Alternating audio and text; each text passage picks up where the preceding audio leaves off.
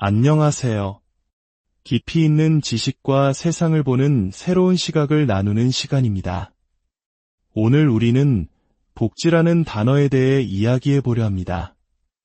여러분은 복지라는 말을 들으면 무엇이 가장 먼저 떠오르시나요? 아마도 많은 분들이 경제적으로 어려운 이웃을 돕는 정부 지원금이나 공공부조 프로그램을 생각하실 겁니다. 하지만 복지의 진짜 얼굴은 우리가 생각하는 것보다 훨씬 더 복잡하고 때로는 보이지 않는 곳에 숨겨져 있습니다. 오늘 우리는 그 숨겨진 얼굴을 함께 찾아보고자 합니다. 우리의 이야기는 한 사회학 강의실에서 시작됩니다. 교수가 학생들에게 복지에 대해 어떻게 생각하는지 물었을 때 대부분의 젊은 학생들은 순수한 연민과 동정심을 보였습니다. 어려운 사람이 있다면 당연히 도와야죠.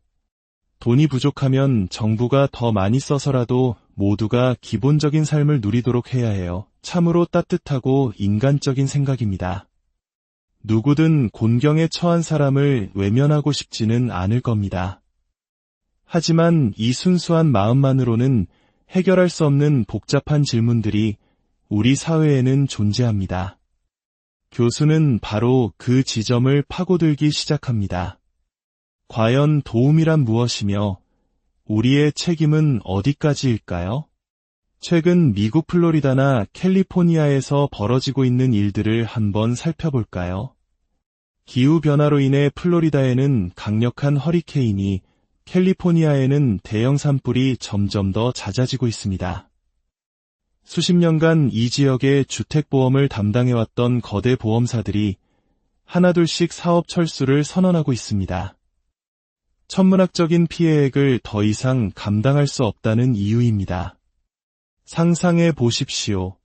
평생 모은 돈으로 아름다운 해안가의 꿈에 그리던 집을 지었는데 어느 날 갑자기 어떤 보험사도 당신의 집을 받아주지 않는 상황을요.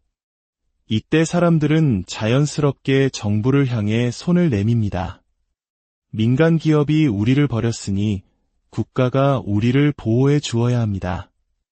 우리의 재산을 지켜주십시오. 얼핏 들으면 타당한 요구처럼 보입니다. 하지만 여기서 우리는 한 걸음 더 들어가 보아야 합니다. 지난 10년, 20년간 수많은 과학자와 전문가들이 기후변화의 위험성을 경고해왔습니다. 해안가나 산림지역에 집을 짓는 것은 위험한 투자라는 경고가 계속해서 나왔습니다. 그럼에도 불구하고 그곳에 집을 짓거나 더 큰 집으로 증축하는 선택을 한 것은 결국 개인입니다.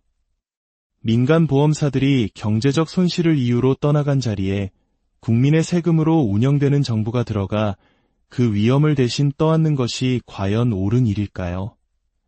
이것 또한 일종의 복지라고 볼 수 있지 않을까요? 하지만 우리는 이런 상황을 보며 복지라는 단어를 쉽게 떠올리지 않습니다. 왜일까요? 우리의 머릿속 복지는 가난한 사람들에게만 해당되는 단어이기 때문입니다. 이러한 인식의 편향은 다른 곳에서도 쉽게 찾아볼 수 있습니다. 2008년 전 세계를 강타한 금융위기를 기억하십니까? 이는 많은 한국인들에게 1997년 IMF 외환위기를 떠올리게 할지도 모릅니다. 당시 수많은 중소기업과 서민들이 고통 속에서 무너져 내리는 동안 일부 거대 은행과 대기업들은 대마불사, 즉 너무 커서 망하게 둘 수 없다는 논리 아래 막대한 공적 자금, 즉 국민의 세금으로 구제받았습니다. 수십억, 수백억 달러의 돈이 투입되었습니다. 이것이야말로 역사상 가장 거대한 규모의 복지가 아니었을까요? 하지만 언론도, 정치인도, 그리고 우리 자신도 그들을 향해 복지 수혜자라고 부르지 않습니다. 대신 우리는 한 달에 몇십만 원의 생계 보조금을 받는 가난한 이웃을 향해 날카로운 잣대를 들이대곤 합니다. 그들은 과연 그 돈을 받을 자격이 있는가? 혹시 게으른 것은 아닐까? 이처럼 사회적 담론이 한쪽으로 기울어지는 이유는 무엇일까요? 어쩌면 우리는 우리도 모르는 사이에 힘있는 자들의 잘못은 비판하지 않도록, 그리고 약한 자들의 어려움에 대해서만 엄격한 잣대를 들이대도록 교육받아 왔기 때문일지도 모릅니다. 권력의 구조를 비판적으로 바라보는 훈련이 부족했던 것입니다. 진정한 의미의 복지는 가난 구제를 넘어 부의 이전까지 포함하는 개념일 수 있다는 사실을 우리는 종종 잊고 살아갑니다. 이 문제는 단순히 돈의 문제를 넘어 우리 사회가 누구를 보호하고 누구의 책임을 묻는가에 대한 근본적인 질문으로 이어집니다. 최근 미국 사회를 떠들썩하게 했던 한 사건을 예로 들어보겠습니다. 정신질환을 앓고 있던 한 남성이 길거리에서 무고한 여성을 잔혹하게 공격했습니다. 이 비극적인 사건이 알려지자 한 유력 정치인은 즉각적으로 이것은 모두 현 정부의 무능한 정책 탓이다라며 정치적 공세를 펼쳤습니다. 하지만 이 사건의 이면을 들여다보면 문제는 훨씬 더 깊은 곳에 뿌리박고 있습니다. 수십 년 전부터 미국 사회는 비용 절감을 이유로 정신질환자들을 위한 공공의료시설과 지원 시스템을 꾸준히 축소해왔습니다. 그 결과 치료받지 못한 채 거리로 내몰린 수많은 환자들을 돌보는 책임은 고스란히 경찰과 그들의 가족에게 떠넘겨졌습니다. 한 경찰관은 이렇게 말합니다. 우리가 출동하는 사건의 대부분은 사실상 정신 건강 문제와 관련이 있습니다.